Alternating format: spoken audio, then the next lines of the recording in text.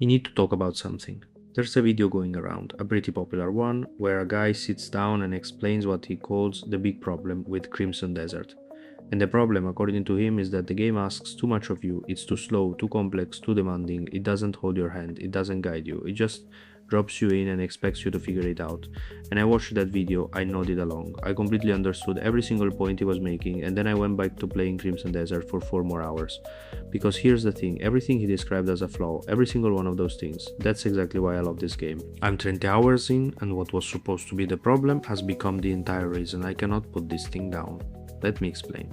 The first criticism is that Crimson Desert is slow, that it asks for patience, that it doesn't brilliantly explain itself, especially at the beginning.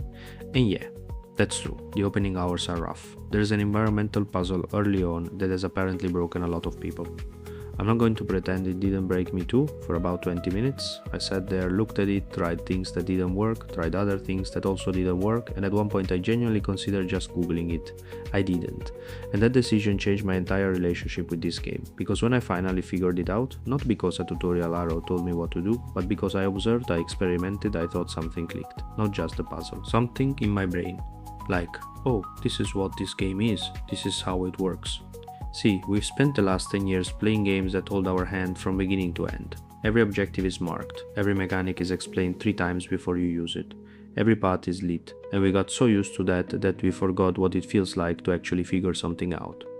Crimson Desert makes you feel abandoned, and then it makes you feel like a genius, and the gap between those two feelings is where all the fun lives. There is a mechanic in this game, one of Cliff's core abilities, where you learn new moves by watching enemies perform them. You observe, you study, and then you make that technique your own. I know it sounds like a cool game mechanic, but the more I played, the more I realized it's also a perfect metaphor for how you're supposed to play the entire game. Crimson Desert rewards observation. Not just in combat everywhere, that village that looks like it has nothing going on, watch it for 5 minutes, see which NPCs move where, see what patterns emerge. There is a whole hidden routine playing out that cave that seems like a dead end. Look at the walls, look at the ceiling, something is there. The game is constantly whispering to you, it's just not shouting. And if you've been trained by modern games to only respond to shouts, to map markers, to quest arrows, to on-screen prompts, you'll miss everything.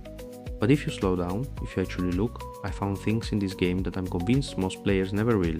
Not because I'm better, because I gave myself permission to be slow, to be curious, to look left instead of following the path. That's a skill, and Crimson Desert is the only game in years that's made me practice it.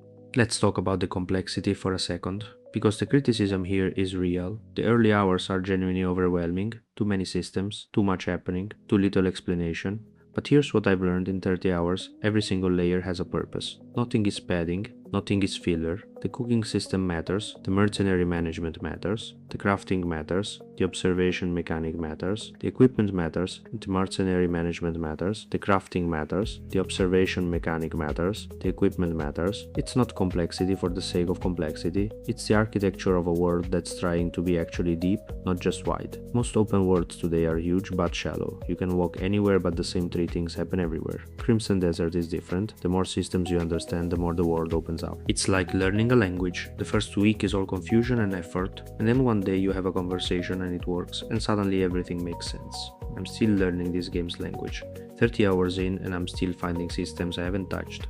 And instead of that feeling overwhelming, it feels like a promise. Like the game is telling me there's still so much ahead of you. When was the last time a game made you feel that? Let me tell you about the boss fights. Because this is where the game gets really honest with you. If you go into a boss fight in Crimson Desert without preparing, you're going to get destroyed, not because the game is unfair, not because the hitboxes are broken, because you weren't ready, because you ignored the equipment upgrade system, because you skipped the skill that would have given you more stamina, because you went in thinking your reflexes would be enough. They won't be enough, and that is correct. That is how it should be. I died to the same boss 7 times, 7.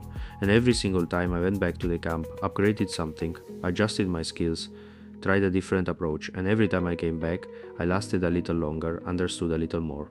Until on the 7th attempt, I didn't just beat it, I demanded it, I knew every move. I had an answer for everything it threw at me. That boss fight took me an hour and a half.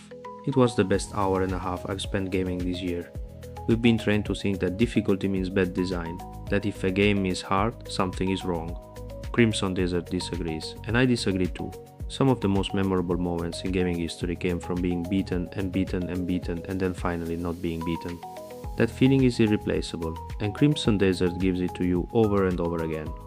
I want to be honest with you for a second, because I'm not here to say you anything. Crimson Desert is not for everyone. If you need a game to explain itself clearly and consistently, this isn't it. If you want fast travel from the start, this isn't it. If you want combat that you can mash your way through, this is definitely not it. But if you're the kind of person who finishes Elden Ring, not despite the difficulty but because of it, this is for you. If you're the kind of person who spent 80 hours in Morrowind, even though the game never held your hand once, this is for you. If you're the kind of person who gets more satisfaction from figuring something out than from being told the answer, this game was made for you, 30 hours in, and I feel like I've discovered the world. Not visited one, discovered one. I feel the same way I felt the first time I played Skyrim, or the first time I stepped out of the tutorial area in Dark Souls. That specific feeling of, I have no idea what's out there and I cannot wait to find out. That feeling is rare, and right now Crimson Desert is giving it to me every single session. So yeah, 30 hours in, absolutely hooked. Boss fights that humble me, puzzles that break me and then rebuild me, a world full of secrets that don't announce themselves, systems that take time to understand and reward you massively when you do. Is it a perfect game? No. Is it a demanding one? Absolutely. Is the opening rough and sometimes genuinely frustrating? Yes. But so was the first level of every game that ever changed your life. Give it time, give it patience, give it the respect it's asking for, and then tell me what you found. Drop a comment. I want to know your weirdest discovery, your hardest boss, the moment the game clicked for you, because it will click. You just have to let it.